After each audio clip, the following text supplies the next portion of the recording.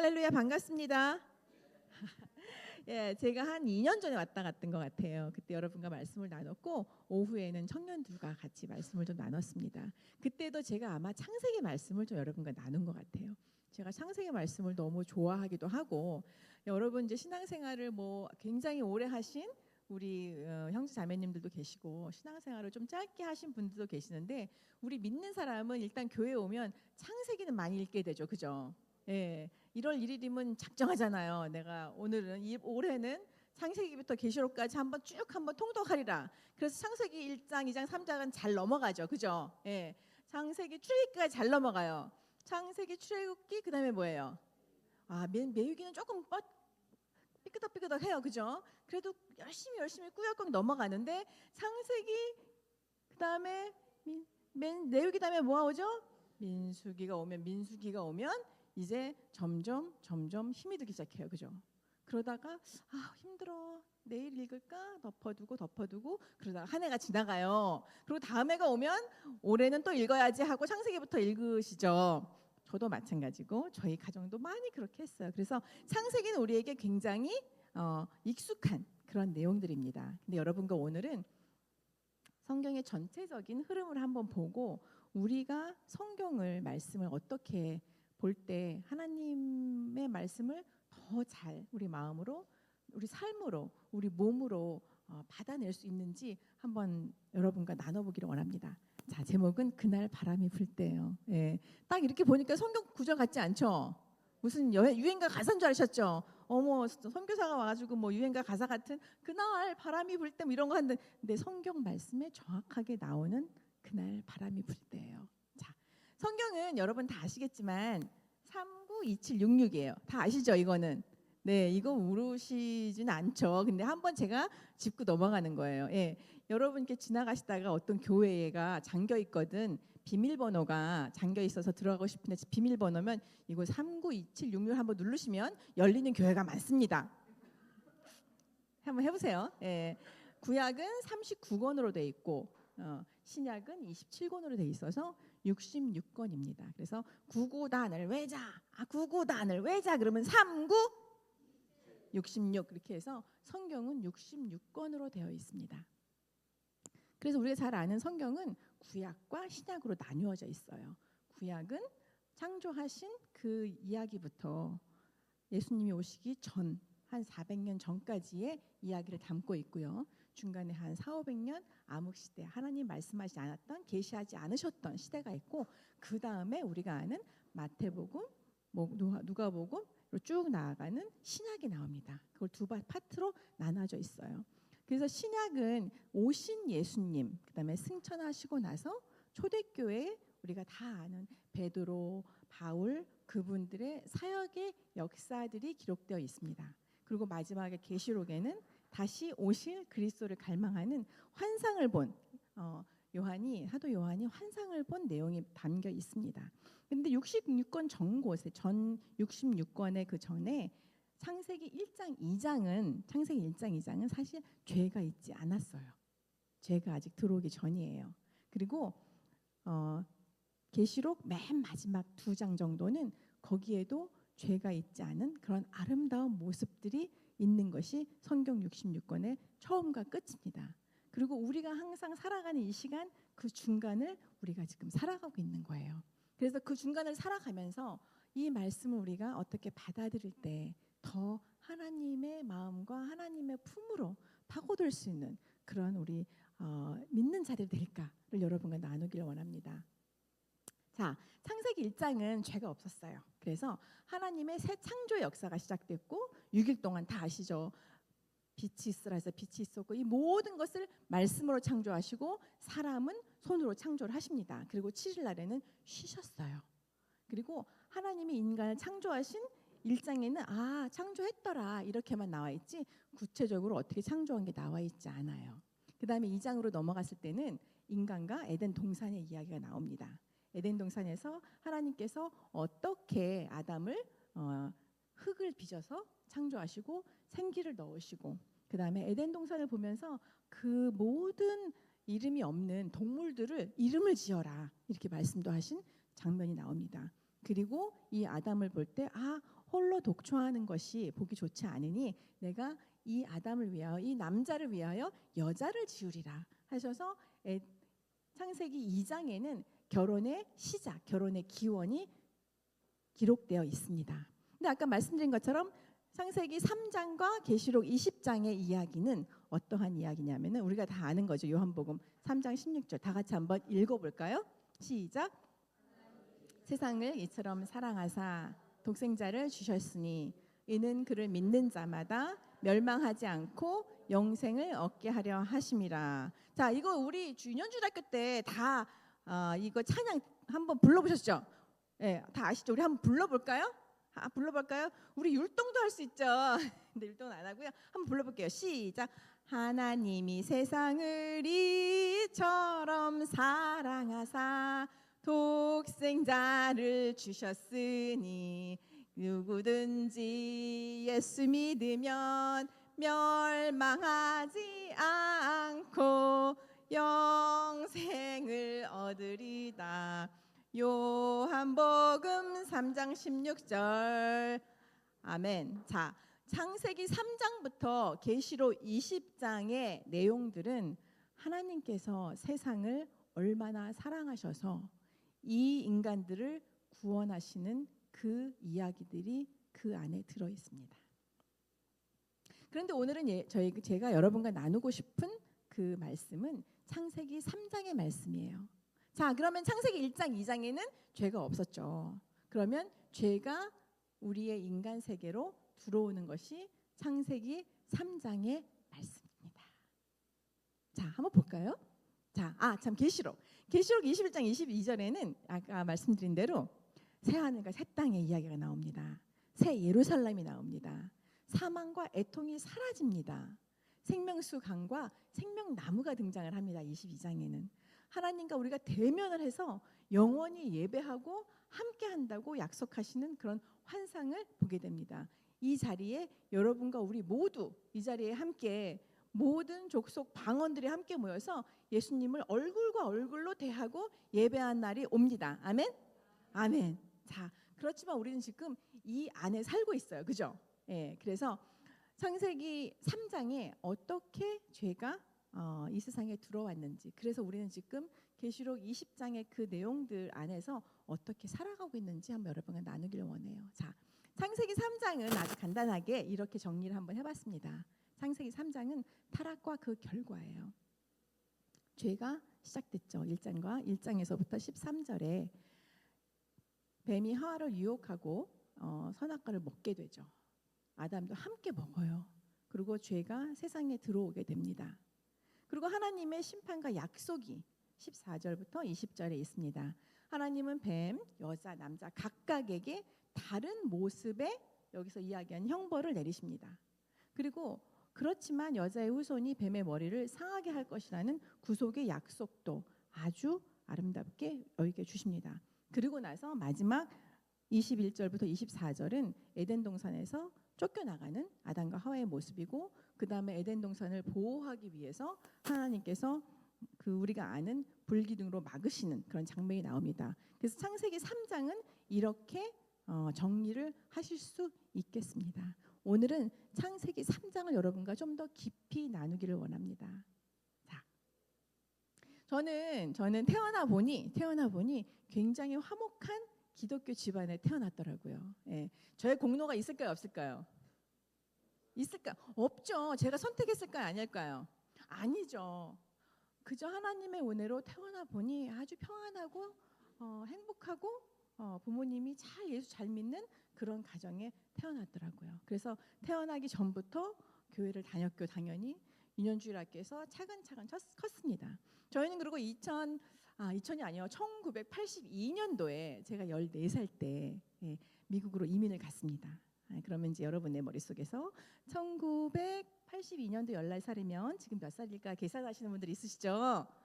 네, 계산 잘 안 되죠. 수학이 잘 안 돼요, 우리가. 자, 그래서 1982년도에 편안했던 한국의 삶을 내려놓고 미국으로 이민을 갔습니다. 뭐 이민을 갈 때야 뭐 아메리칸 드림 있잖아요. 뭐 더 잘 살고 더 편안해지고 그렇게 갔지만 사실은 그런 삶들이 아니었잖아요. 참 힘들고 어려운 삶들이었습니다. 그런데 그 삶 속에서 제가 예수님을 다시 깊이 만나게 되는 사건들이 조금씩 있습니다. 그래서 저는 고등학교 한 2학년 끝 무렵에 하나님 난 이 세상에 뭐 다른 건 별로 하고 싶은 게 없어요.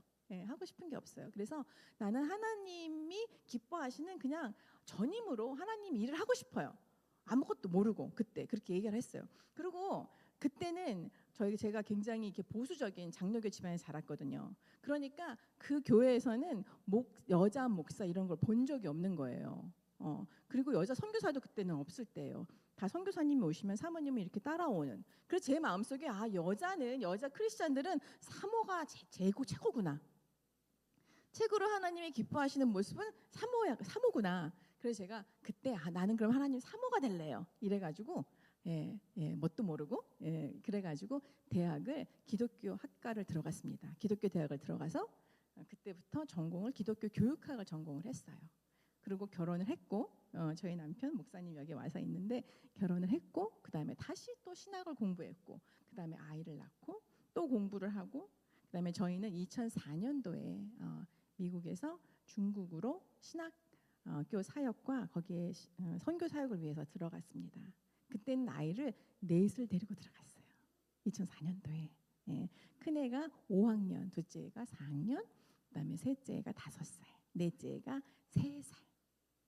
그런데 또 하나님이 축복하셔서 선교지에 갔는데 1년 반 만에 5째가 생겼어요. 그래서 제가 항상 강의 다닐 때마다 이렇게 사진을 갖고 오지만 또 사진 보면 너무 좋아하실 것 같아서 안 갖고 왔어요. 자, 저의 삶은 이렇게 하나님을 더 깊이 만나고 사역자의 자리에 서게 됐습니다. 그러면 생각해 보세요. 하나님 제가 성경을 얼마나 많이 봤겠어요? 많이 봤겠죠. 그래서 어떤 분들은 뭐 1년에 몇 도 하셨다 그런 건 아니지만 성경을 많이 봤습니다. 많이 연구했습니다. 많이 접했습니다. 그런데 곧 대학교 이제 졸업할 무렵쯤부터 저희는 이제 중고등부 사역을 교회 밖으로 교회 사역으로 나가기 시작을 했어요. 그 포인트부터였던 것 같아요. 제가 말씀을 보면 이거를 어떻게 해서 우리 중고등부 아이들에게 잘 가르칠 수 있을까에 나의 방향이 꽂히기 시작했어요. 말씀을 볼 때 잘 가르쳐야지. 그러면 이걸 어떻게 풀어서 어떻게 잘 가르쳐야 할까라는 것으로 말씀을 접근하기 시작했어요. 그리고 신학교를 들어갔고 또 선교지를 갔어요. 그래서 선교지를 갔을 때 신학교를 저희가 시작했어요. 지하 신학교를 지금도 하고 있고 다다음 달이면 또 들어가는데 신학생들에게 신학을 공부를 시켜야 되기 때문에 또 어떻게 잘하면 이 성경을 잘 전달할 수 있을까, 잘 가르칠 수 있을까 해서 성경을 그렇게 보기 시작했습니다. 그리고 또 그전에는 신학교에 있을 때는 수업을 해야 되잖아요. 숙제를 해야 되잖아요. 뭐 구약 공부를 하면은 숙제를 해야 되고 거기에 레포트를 써야 되고 그렇기 때문에 또 성경을 읽습니다. 그리고 신약을 하면은 뭐 로마서를 수업을 들어가면 로마서에 대한 레포트를 써야 되기 때문에 로마서를 열심히 읽습니다. 그래서 돌아보니 제가 말씀을 접하고 말씀을 읽는 것이 점점 기계적으로 된다는 마음이 들기 시작했습니다. 점점 무엇인가를 준비하기 위해서 말씀을 접하는구나. 그런 마음이 들면서 그런 삶이 되면서 제 마음이 조금씩 말라지는 느낌을 받게 됐어요.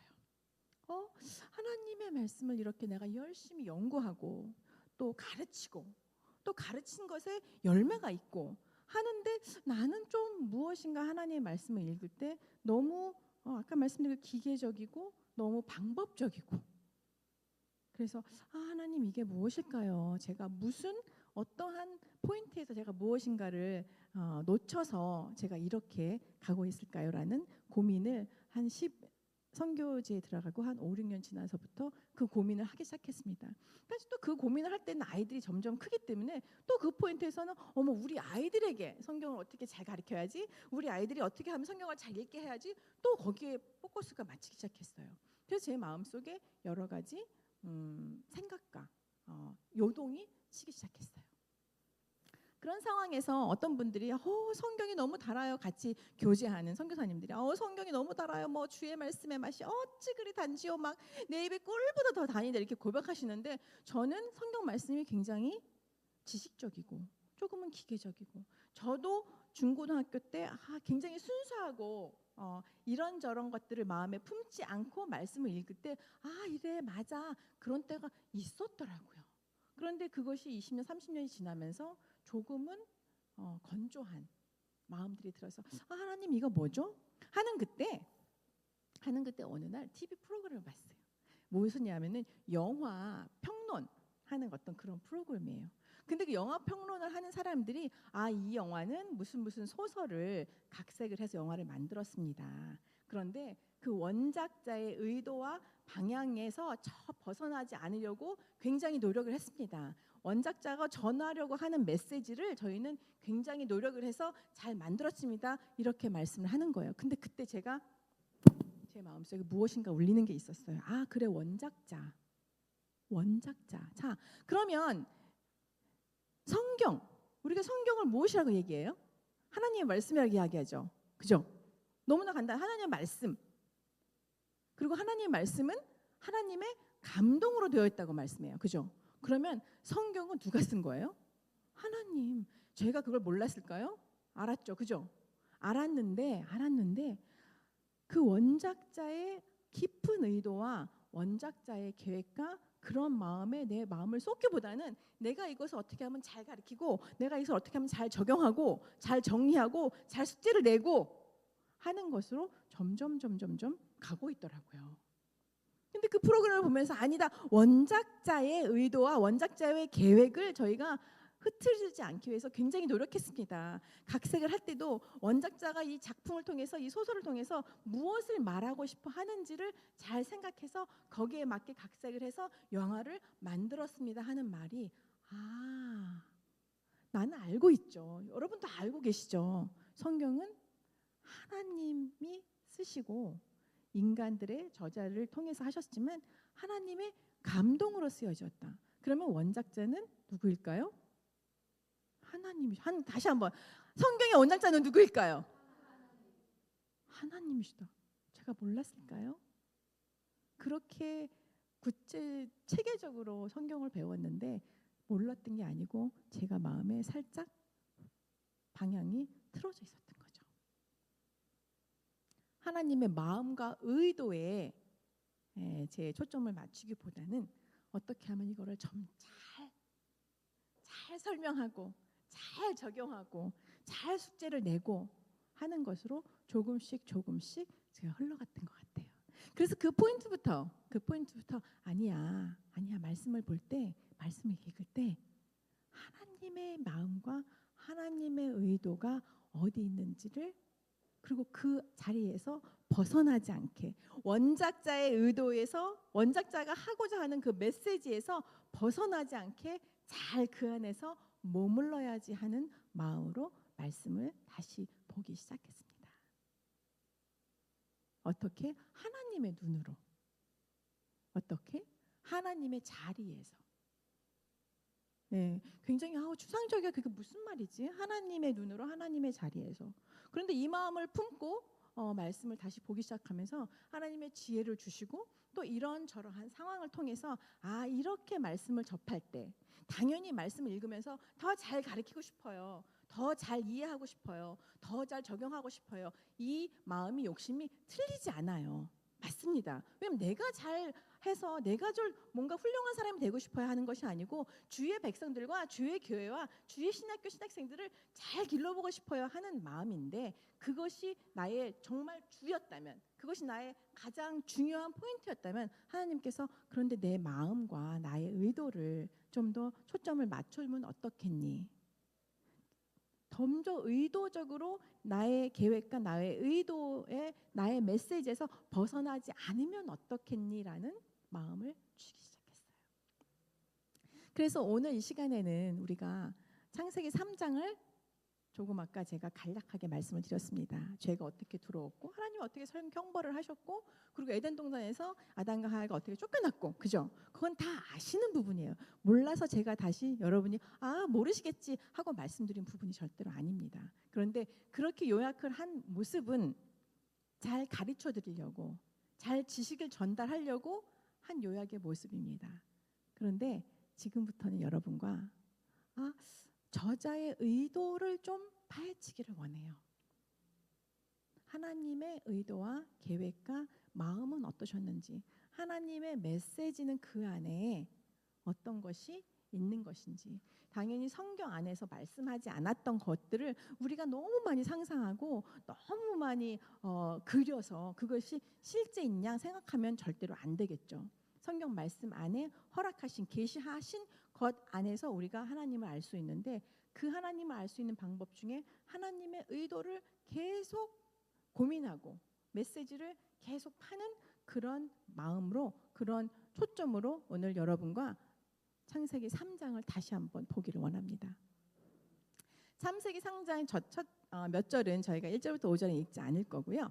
6절 다 같이 한번 읽어보겠습니다. 시작. 여자가 그 나무를 본즉 먹음직도 하고 보암직도 하고 지혜롭게 할 만큼 탐스럽게 한 나무인지라. 여자가 그 열매를 따먹고 자기와 함께 있는 남편에게도 주매 그도 먹은지라. 저는 신학교에서 강의를 하고 상담도 강의하고 이런저런 강의도 하지만 지금 한국에 나와서는 결혼, 가정 세미나도 많이 하고 강의도 하고 뭐 상담도 하고 그렇습니다. 그러면 제가 이 말씀을 전해 볼 때는 여자가 그 나무를 본즉 보암직도 하고 보암직도 하고 하나님께서 이렇게 말씀하셨나? 어떻게 말씀하셨지? 하나님 말씀을 경청을 해야 되는데 이 여자는 경청을 안 했나 보다. 그거 아니지. 아담이 들었는데 여자는 안 들었을까? 아담이 정확하게 자기 아내에게 이야기를 하지 않았을까? 이렇게 접근했다는 거예요. 그리고 자기와 함께 남편에게 주매 그도 먹은지라. 그가 누구예요? 그 누구예요? 남자가. 아이고 말도 잘 들어. 언제부터 이렇게 말을 잘 들었다고 이거 한번 먹어볼래? 어떻게 먹었는지 모르죠. 설렜는지 안돼 먹었는지 신랑이가 있었는지 덥석 먹었는지 도망갔는지 모르겠지만 결국은 그도 먹었잖아요. 아이고 말도 잘 들어. 그렇게 막무가내로 마누라 말을 잘 들으랄 때는 안 듣고 듣지 않아야 될 때 듣고 이렇게 제가 성경을 읽었잖아요. 왜냐하면 그렇게 가르쳐야 하니까. 그게 틀렸습니까? 틀리지 않았어요. 거기에서의 충분한 은혜도 있고 교훈이 있어요. 그렇지만 그렇게 제가 성경을 봤을 때 하나님의 의도가 어디 있는지 하나님의 마음은 어디 있는지를 제가 놓쳤다는 것을 알게 됐어요. 7절 한번 읽어보겠습니다. 이에 그들의 눈이 밝아져서 자기들의 벗은 줄을 알고 무화과 잎을 엮어 치마로 삼았더라. 치마로 삼아서 제가 아이고 무화과 잎을 엮어서 치마를 하면 그게 가려지냐? 이 미련한 것들 먹은 것도 미련한데 먹은 것도 미련한데 그런 것들로 가서 가리고 이렇게 했을 때 그러면 뭐를 하고 가려야 하지? 그럼 내가 어떻게 가르쳐야 하지? 하나님의 말씀을 가려야 하지라고 가르쳐야지라고 읽었는데 여러분 창세기 3장은 굉장히 하나님의 마음을 찢어지게 하는 장입니다. 하나님의 마음으로 창세기 3장을 봤을 때 이것은 하나님의 얼마나 기쁨과 감격으로 창세기 1장, 2장을 지나왔잖아요. 좋다. 빛을 만드니 좋다. 나무를 만드니 좋다. 별을 만드니 좋다. 보시기에 좋았더라. 6장에는 인간을 만들었을 때 심히 좋았더라. 마음이 너무 좋으셨던 거예요. 그죠? 맞죠? 근데 3장은 어떻나요? 하나님의 마음이 깨어졌다라는 구절은 없어요. 그런데 하나님의 시선으로 마음을 담아서 이 말씀을 읽으면 하나님의 마음이 얼마나 깨어졌는지를 그때부터 조금씩 깨닫게 됐어요. 뱀이 등장합니다. 뱀이 등장할 때 하나님 모르셨을까요? 전지전능하시고 무소부지하시고 우리가 그렇게 말하잖아요. 뭐든지 다 하시고 뭐든지 다 하실 수 있는 분이 모르셨을까요? 하셨겠죠. 하나님이 뱀이 왔어. 하와야. 마음이 조금 조마조마하셨을 것 같아요. 뱀이 와도 정령 죽으리라고 했잖아. 먹지 마. 남편에게 주는 것도 모르셨을까요? 아담에게 준 것도 모르셨을까요? 주었잖아. 아담이 그 포인트에서 이거 하나님 먹으면 안 된다고 했어. 먹지 마. 이러면 안 돼. 했어야 되는데 하여튼 먹었잖아요. 이렇게 하나님이 만드신 보기 좋았더라. 보기 좋았더라. 심히 좋았더라 하는 하나님의 세상이 내가 너를 너무 사랑해서 생기를 불어넣고 너는 나에게 예배하고 우리는 아름다운 관계를 맺을 거야 하는 그게 깨어진 순간입니다. 쉽게 말하면 사랑하는 사람이 나를 버리고 떠난 거예요. 배신한 거예요.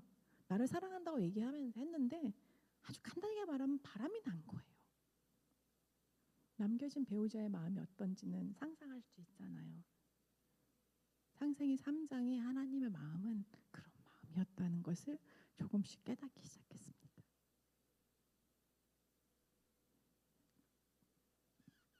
8절 한번 읽으셨지만 다시 한번 읽어보겠습니다. 시작. 그들이 그날 바람이 불 때 동산에 거니시는 여호와 하나님의 소리를 듣고 아담과 그의 아내가 여호와 하나님의 낯을 피하여 동산 나무 사매에 숨은지라. 자, 하나님이 죄를 짓고 무화과 잎으로 자기의 부끄러움을 가린 아담과 그의 아내에게 오십니다. 그 마음은 어떠셨을까요? 저것들을 잡아서 인간 같으면 저것들이 무엇이 모자라고 무엇이 부족한 게 있다고. 그런데 그날 바람이 불 때 동산에 거니시는 여호와 하나님의 소리 얼마나 많이 읽었겠어요. 제가 예수 믿고. 그런데 하나님의 마음을 품고 이 말씀을 접할 때 제 마음이 그때 정말 무너졌어요. 그냥 스쳐 지나가는 구절이었잖아요. 그들이 그날 바람이 불 때 동산에 거니시는 여호와 그냥 하나님이 오셨으니까 소리가 났나 보다. 우리가 걸어가면 이렇게 따가닥따닥 소리가 나잖아요. 네. 그리고 옷이 이런 데 스치면 이렇게 소치는 소리가 나잖아요. 아, 그렇게 소리가 났나 보다 라고 생각했다는 거죠. 그런데 하나님의 마음으로 이 말씀을 들을 때 하나님이 발이 있으세요? 하나님이 걸으면 신발처럼 이렇게 따닥따닥 소리가 나실까요? 하나님이 저처럼 옷을 입어서 나뭇가지를 스치면서 소리가 부식부식 날까요?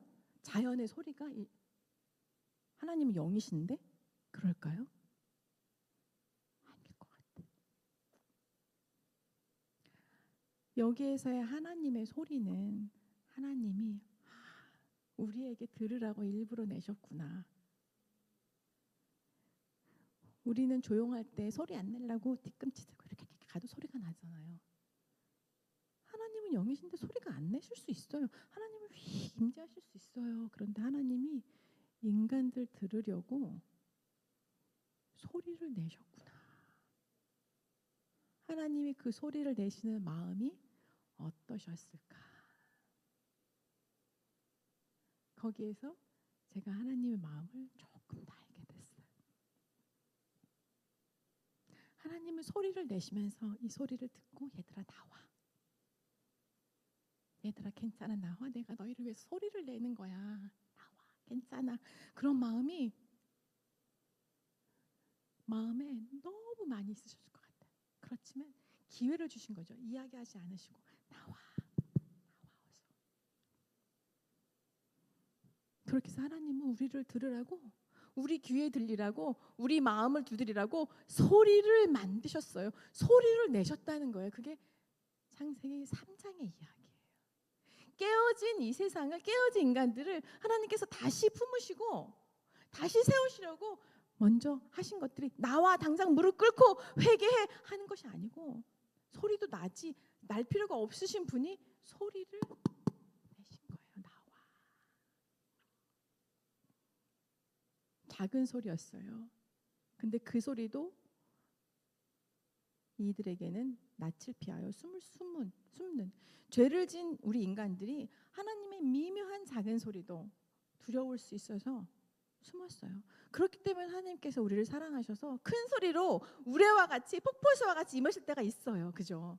성경을 보면 하나님께서 물과 같이 폭포수 같이 우레와 같이 천둥같이 임하실 때가 있는데 깨어지고 죄책감에 쌓여 있는 우리들에게는 세밀한 소리를 최대한 줄이시고 다가오신 거예요.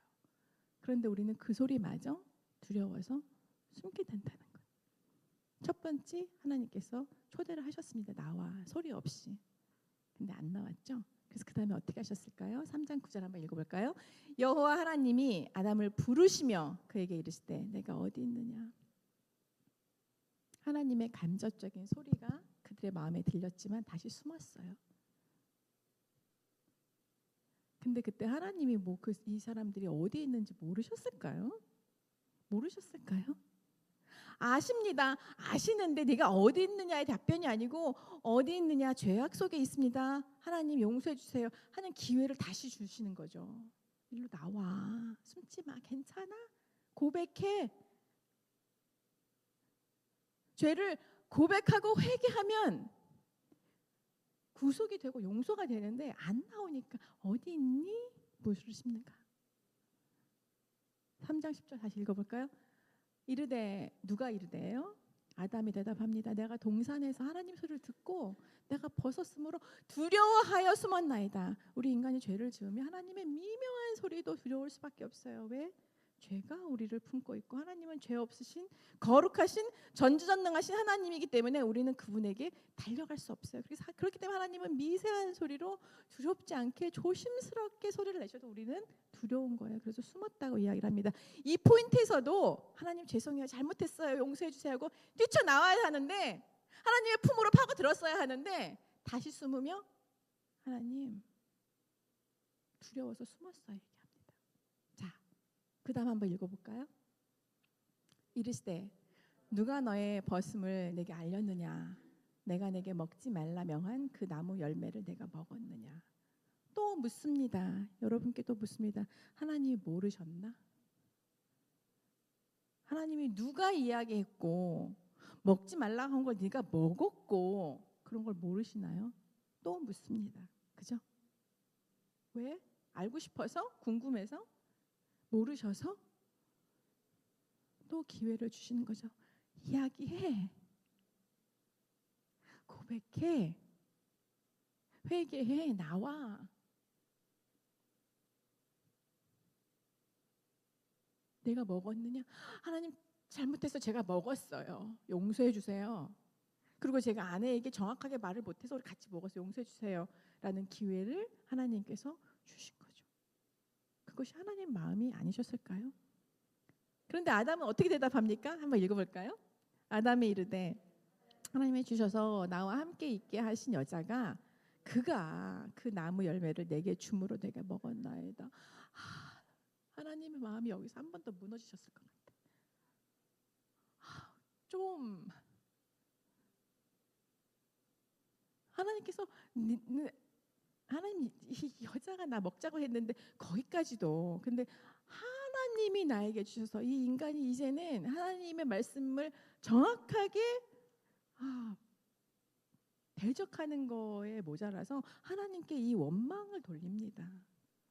하나님이 좀 잘 만들어주셨으면 하나님이 좀 괜찮은 여자를 만드셨으면 내가 이렇게까지는 안 됐을 것 같아요 라는 게 포함되어 있는 거 아닐까요? 하나님이 뭔가 모자란 여자를 나한테 주셔서 하나님과 뭔가 미련한 여자를 나한테 주셔서 하나님 지금 내가 지금 이 상황이 됐잖아요 라는 것이 조금은 포함되어 있지 않을까요? 하나님이 창세기 1장과 2절에 하나님이 보시기 좋았더라 인간을 만드시고 보기에 심히 좋았더라 했던 이 인간들이 하나님 만든 여자가 하나님 좀 잘 좀 하시지 라는 게 포함되어 있지 않았을까요?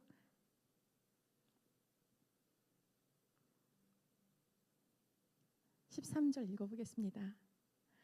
여호와 하나님이 여자에게 이르시되 내가 어찌하여 이렇게 하였느냐. 여자가 이르되 뱀이 나를 꿰물어 내가 먹었나이다. 우리 인간은 하나님 잘못했어, 용서해 주세요, 받아주세요가 아니고 무조건 원망하고 무조건 책임을 전가합니다.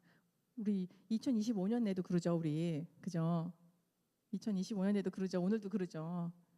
창세기 3장부터 시작됐던 인간의 하나님 앞에 우리가 인간이 선악과를 따먹고 범죄한 그 이후로 우리는 모든 책임을 누구에게라도 무엇에게라도 전가하기를 원합니다. 내 마음에 힘듦이 있으니까, 어려움이 있습니까? 고통이 있습니까? 아, 내가 잘못한 거 아니야. 우리 조상이 잘못했지. 이 사회가 잘못했지. 나 어렸을 때 우리 초등학교 선생님이 나한테 못되게 굴었거든 부터 시작해서 나의 책임은 없는 그런 것들이 창세기 3장부터 시작됐습니다. 그런데 그게 하나님께까지 가는 거예요. 하나님 좀 잘해주시지. 이게 뭐예요? 하나님의 마음이 어떠셨을까? 하나님의 의도, 이런 모든 것들 하나님께서 포함시킨 하나님의 의도가, 그래 너희들 이렇게 하는데 나는 너희들에게 어떻게 할 거야를 약속하시는 부분입니다. 자, 그래서 뱀에게 하나님이 먼저 저주하십니다. 한번 읽어보겠습니다. 시작. 여호와 하나님이 뱀에게 이르시되 내가 이렇게 저주하였으니 내가 모든 가축과 들의 모든 짐승보다 더욱 저주를 받아 배로 다니고 살아있는 동안 흙을 먹을지라. 15절. 내가 너로 여자와 원수가 되게 하고 내 후손도 여자의 후손과 원수가 되게 하리라. 여자의 후손은 내 머리를 상하게 할 것이요 너는 그의 발꿈치를 상하게 할 것이라. 14절의 말씀은 저주라는 단어가 나옵니다. 그렇기 때문에 이 뱀에게 한 저주가 인간에게까지도 다 저주라고 보는 신학자들이 있지만 사실은 또 다른 신학자들과 또 저의 견해는 그렇진 않습니다. 죄의 시작을 뱀이 한 그 부분부터 뱀에게는 저주가 내렸습니다. 맞습니다. 그리고 15절에 내 후손도 여자의 후손과 원수가 되게 하리니 여자의 후손은 내 머리를 상하게 할 것이요. 우리 모두 인간들이 사탄과 겨루었을 때 우리의 상함이 있습니다. 그죠? 우리가 몇 번, 100번 다 이기고 할 수가 없는 거예요. 승리할 수 없는 지금 이 상태에서는 나중에 새 하늘과 새 땅이 올 때, 새 예루살렘이 올 때 우리는 완전 완승할 수 있지만 지금은 조금 이기고 조금 지는 그런 상황들에 있는 거죠. 그런데 예수님께서, 하나님께서, 여호와께서 말씀하십니다. 근데 너는 그의 발꿈치를 상하게 할 것이지만 여자의 후손은 내 머리를 상하게 한다고 해요. 여자의 후손은 가장 궁극적이고 생명이 있는 머리를 부신다는 이야기입니다. 이것을 우리가 원시 복음이라고 이야기하죠. 그렇게 여자의 후손으로 나올 그리스도가, 메시아가 사탄의 머리를 깰 거야라고 약속을 하십니다. 하나님의 마음이신 거죠. 하나님이 잘못해서 주신 여자가 나를 먹었습니다. 이렇게 하나님께 책임을 전가하는 이런 인간들이라 할지라도 하나님이 벌써 구속에, 구원에 메시아를 보내시겠다는 약속을 먼저 벌써 잘못했어 이야기도 안 했어요. 아담과 하와는 이때. 그럼에도 불구하고 우리를 사랑하셔서, 세상을 이렇게 사랑하셔서 독생자를 보내시겠다는 약속을 창세기 3장에 벌써 하고 계십니다. 자, 3장 16절 한번 읽어볼게요. 또 여자에게 이르시되 내가 내게 임신하는 고통을 크게 더하리니 내가 수고하고 자식을 낳을 것이며 너는 남편을 원하고 남편은 너를 다스릴 것이라 하시고. 제가 하나님의 마음을 품지 않고 이 말씀을 들었을 때 저는 아이를 5번 임신하고 5번 낳습니다.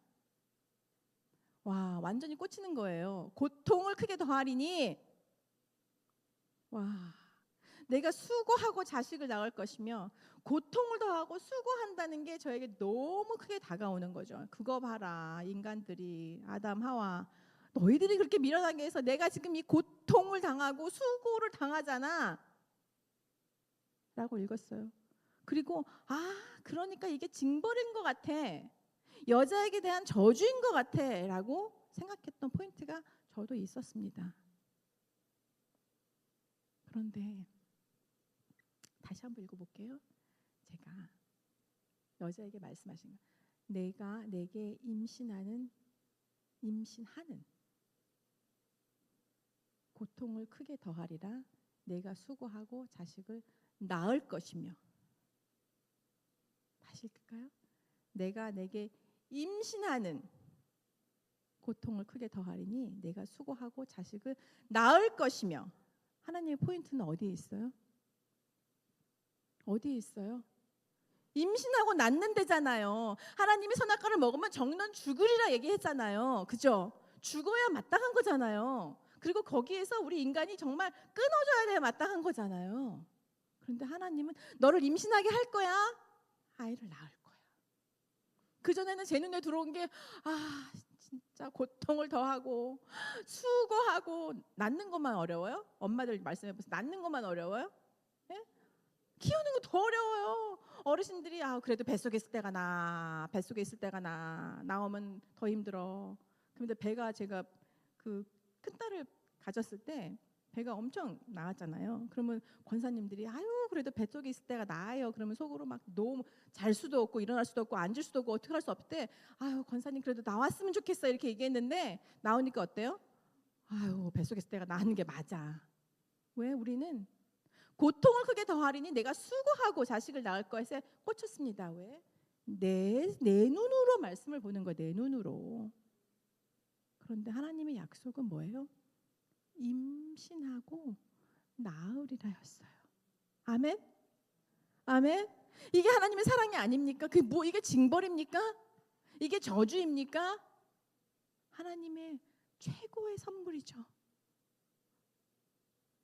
죄가 들어왔기 때문에 그냥 없던 걸로 할 수는 없어. 하나님의 공의가 이루어져야 하는데 내가 너희를 다 죽이는 게 맞아. 정령 그 선악과를 먹을 때는 정령 죽으리라고 말씀하셨기 때문에 죽는 게 맞는데 그래도 임신할 거야. 그래도 낳을 거야. 정말 힘은 들 거야. 왜? 공의의 하나님께서 그냥 임신하고 그냥 낳게 하고 그냥 편안하게 너희가 지금 하나님 앞에서 회개하고 돌아오지 않았는데 메시아가 오지 않았는데 그렇게 할 수가 없으신 거예요. 하나님이 공의의 하나님이시기 때문에 낳을 거야. 축복입니다. 저주가 아니고 은혜입니다. 감사입니다. 사랑입니다. 하나님의 마음으로 봤을 때. 자, 그 다음 볼까요? 우리 남성들 한번 읽어봐 주세요. 시작.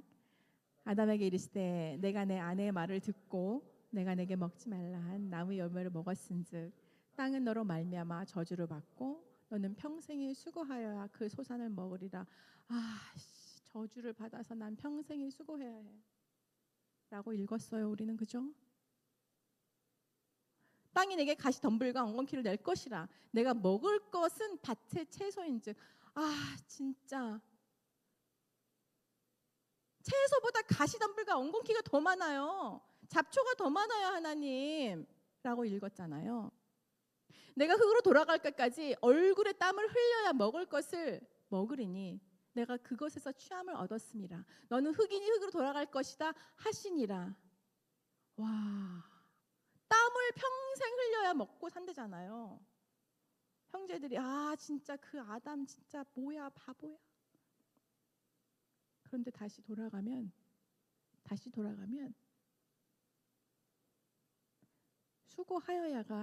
수고하여야 땀을 흘려야가 포인트가 아니고 뭐예요? 먹으리라. 수고해도 안 돼. 수고해도 너는 죽을 거야. 왜냐면 정녕 죽어야 되니까. 수고해도 안 될 거야. 채소 안 날 거야가 아니고 수고하면 땀 흘리면 먹으리래요. 먹는 데잖아요. 산대잖아요. 살려주신대잖아요. 우리가 그때까지 여자의 후손이 사탄의 후손의 머리를 깬 그때까지 우리 인간을 지키시겠다잖아요. 임신하게 하신다잖아요. 낳게 하신다잖아요. 혀 흘리면 먹게 하신다잖아요. 그게 하나님의 마음이고 하나님의 의도고 하나님의 계획입니다. 창세기 3장의 말씀이 너희는 저주받았어. 너희는 죄가 됐어. 이제 끝났어가 아니고 나는 너희를 살릴 거야. 공의의 하나님이 너희를 살리는데 땀은 흘려야 돼 라고 말씀하시는 것이 공의의 하나님이십니다. 자, 마지막에 한번 읽어볼까요? 3장 20절 다 같이 한번 읽어보겠습니다. 여호와 하나님이 아담과 그의 아내를 위하여 가죽옷을 지어 입히시니라. 자, 하나님이 가죽옷을 지어 입히셨구나. 그런데 한 걸음만 뒤로 물러나서 이 말씀을 읽으면 그 아름다운 에덴 동산에 가죽은 어디서 나와요? 짐승이 어떻게 돼야 가죽이 나오죠? 죽어야죠. 그때까지 에덴 동산에 죽음이 표현되지 않았습니다. 모든 살아있는 것은 다 살아있었어요. 자기 생명이 다해서 죽었는지는 모르겠지만 죽임을 당해서 가죽이 벗겨지는 일은 없었습니다. 하나님이 기쁘게 이 동물을 잡아서 죽여서 껍질을 벗겨서 그들에게 옷을 입히셨을까요? 기쁜 마음으로? 신나는 마음으로 너네 이거 입어봐. 나 잘 만들지? 내가 이렇게 능력이 많아. 라는 마음을 하셨을까요? 하나님의 마음은 생명을 살리기 위해서는 생명이 희생되어야 메시아가 와서 너희를 살리기 위해서 결국은 죽을 거야라는 것을 예언하시는 모습입니다. 여호와 하나님이 아담과 그의 아내를 위하여 가죽옷을 지어 입히시니라. 자, 여호와 하나님께서 여러분을 위해서 가죽옷을 지어 입히시지 않으셨습니까? 매일매일 지어 입히시죠? 그렇지 않으면 우리가 이 자리에 나와 있을 수 없습니다. 그죠? 어디 감히 더러운 죄인들이 하나님의 임재 앞에, 하나님의 예배의 자리에 하나님이 동물을 죽여서 가죽옷을 입혀서 덮어주시지 아니하시면 우리가 어떻게 이 자리에 나와 있겠어요? 하나님께서 매일매일 우리를 위하여 가죽옷을 입히시는데 가장 궁극적인 죽음은 우리 그리스도께서 담당해 주셨죠. 말씀을 정리하고 있습니다. 말씀 생활을 오래 하신 분들 다시 성경이 너무너무 많이 낡았어요. 깨끗한 성경이 하나도 없어요. 얼마나 말씀을 사랑하시고 얼마나 말씀을 가까이 하고 싶어하는 모습들이 드러납니다. 그런데 지금 너무 좋은데 조금만 우리가 이렇게 읽으면 더 하나님의 마음으로 가까이 갈까 생각해서 저희가 조금 구체적으로 말씀드리고 싶어요. 첫 번째는 하나님의 시각에서 말씀을 보는 거예요. 하나님 시각이 어떻게 하는 게 하나님의 시각이야. 저희가 할머니 할아버지가 됐어요. 2년 전에. 그래서 집에서 저희 남편이 뭐 이렇게 이제 중국 들어갈 때 신학교 공부를 준비하고 강의를 준비할 때 계속 컴퓨터에 앉아서 뭐를 하잖아요. 그럼 저희 두 살 된 이제 우리 손주가 합이 와가지고 합이 앞에 와요. 그럼 할아버지가 이 아이를 이렇게 안아서 무릎에 앉혀요. 그럼 이 아이는 할아버지가 하는 이 컴퓨터 스크린을 보는 거예요. 걔가 알아봐요, 못 알아봐요? 못 알아보지. 그런데 하나님 합의의 시선에서 이걸 보는 거예요. 자, 말씀을 읽으실 때 하나님이 뒤에 이렇게 앉았겠다고 생각하시고 뒤로 뒷걸음을 쳐가지고 하나님 무릎 위에 내가 이렇게 앉았다고 그렇게 말씀을 생각하시고 읽어보셔요. 하나님 보는 눈으로 내가 이걸 지금 보고 있다는 그 자리에서 한번 말씀을 읽어보세요. 그래서 저는 항상 같은 내용의 말씀을 5번을 한번 똑같은 장을 창세기 1장, 2장, 3장을 읽으신다면 특히나 3장을 읽으신다면 5번을 읽으시는 거예요. 한 번은 그렇게 앉아서 하나님 보는 대로 얼마나 마음이 아파. 하나님이 지금 뱀이 와서 하와를 유혹하는 것을 보셨는데 나도 그거를 보는데 라는 그 시선으로 한번 읽으시고요. 그 다음에 인간 작가의 시선으로 모세오경은 모세가 썼잖아요. 그러니까 모세는 이거를 어떻게 계시를 받아서 이렇게 썼겠나 하는 모세의 시선으로 한번 보는 그 작가의 시선으로 한번 읽어보시는 거예요.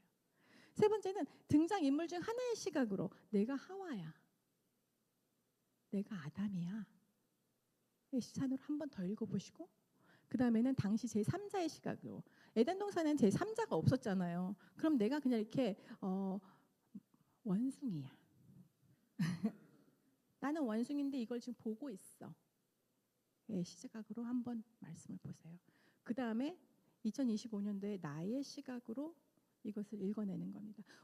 저는 굉장히 이 긴 세월을 현재 나의 시각으로 성경을 읽어서 잘못되고 틀렸다는 말씀 절대로 아닙니다.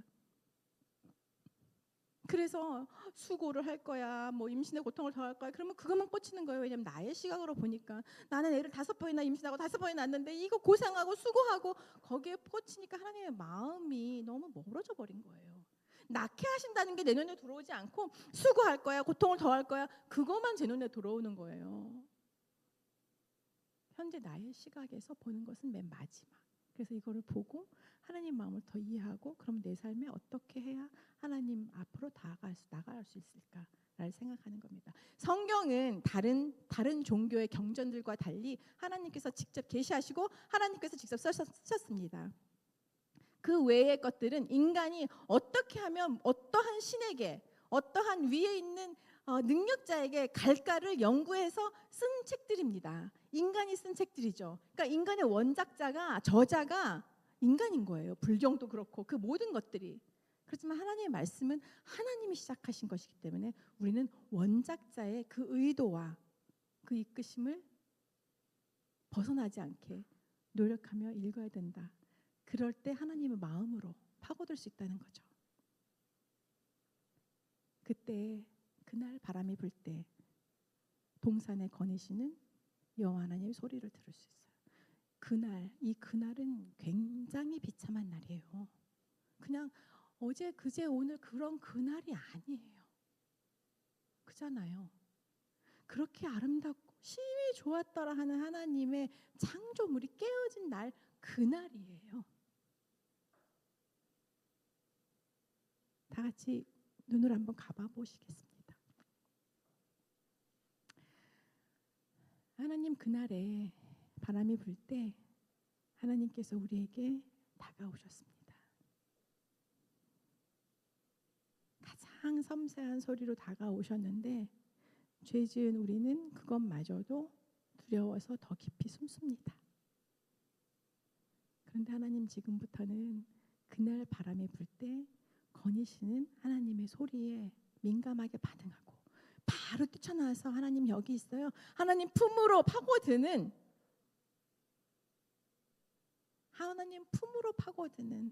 여러분 되시기를 축복합니다. 기도하겠습니다.